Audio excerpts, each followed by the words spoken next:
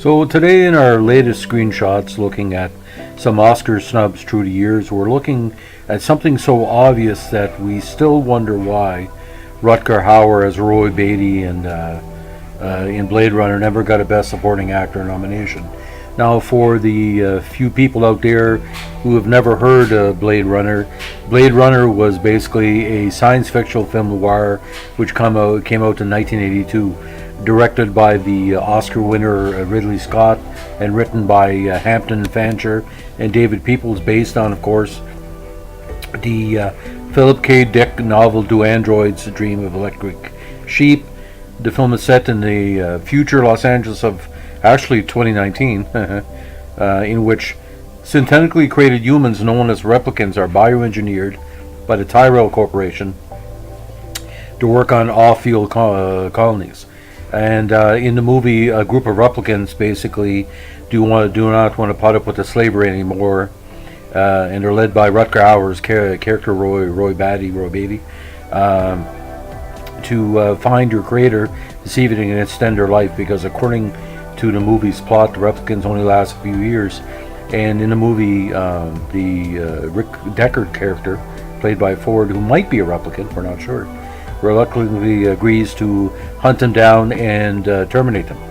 Now, why Rutger Hauer's character is so important to the overall plot is that he's the guy that's basically the ultimate replicant. On Nexus 6, he was considered maybe the top replicant that escaped.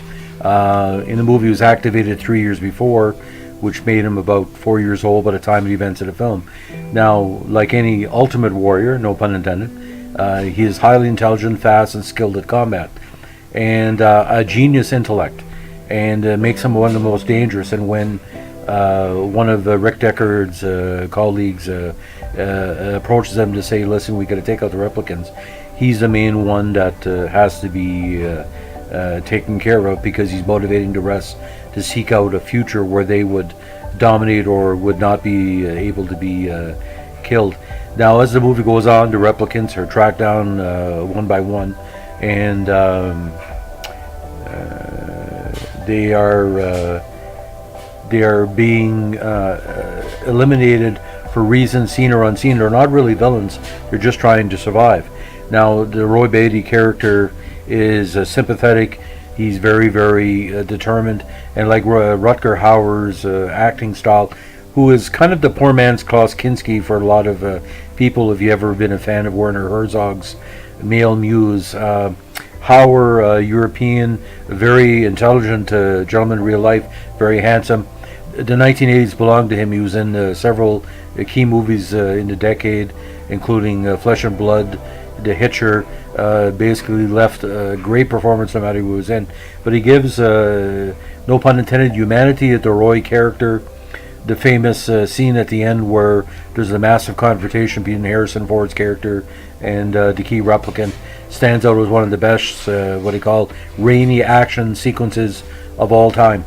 Now, the film noir aspect makes the Roy Batty character that much more important, because it's not too often there's a sympathetic villain in a film noir, especially the villain being tracked down. Usually the sympathetic character is the main person in the piece, be it a Burt Lancaster or Robert Mitchum. But what Ridley Scott did with Rutger Hauer, he used his difference of acting approach as it applies to Harrison Ford. It was sort of a tennis match. But I must say, the big controversy with the movie had nothing to do with Rutger Hauer. It had to do with Ridley Scott's decision to not only kind of diminish his own vision, but to revise the movie throughout the years. There are 6 different versions at last count, and a sequel, which is technically a 7th version. Actually, I know some colleagues in the industry that worked on the movie, and unofficially, some people believe that the sequel is kind of the 7th version. Like I said, the extended version. No pun intended of the extended versions. But Blade Runner holds up because he tried to do something regarding product placement, regarding the future, predicting the cosmopolitan aspect of the world, the fact multiple languages would be used, there would be no countries, no cities, only an internet, or what they call a social media or social computerization world. But Rutger Hauer, I think he wasn't nominated because a lot of critics really panned the movie. They mentioned, he had a great performance, but the rest was uneven.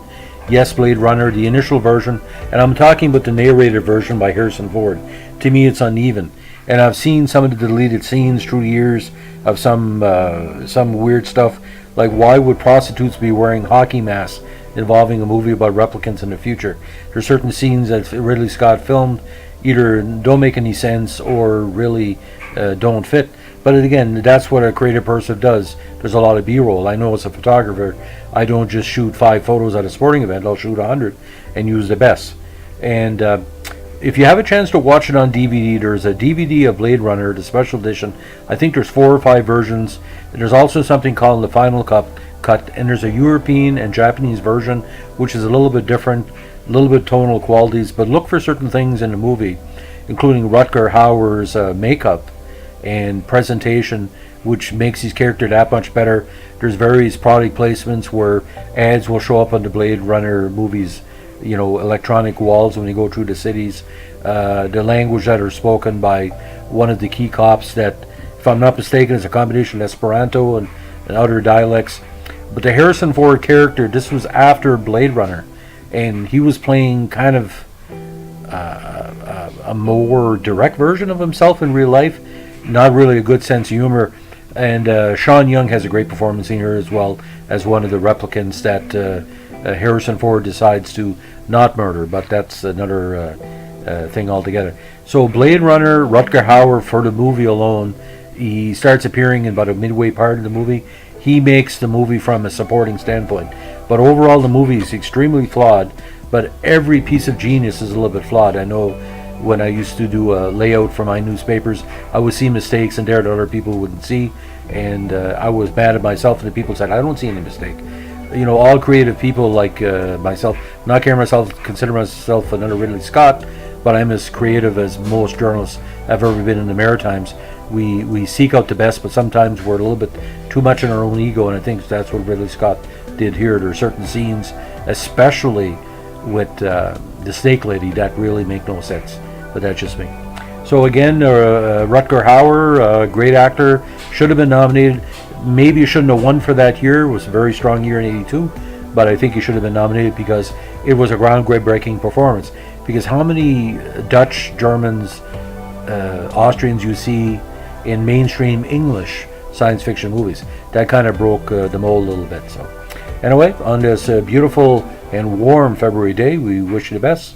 And as we like to say in the Blade Runner universe, always look behind you. You never know what's coming up. Have a good one. Bye.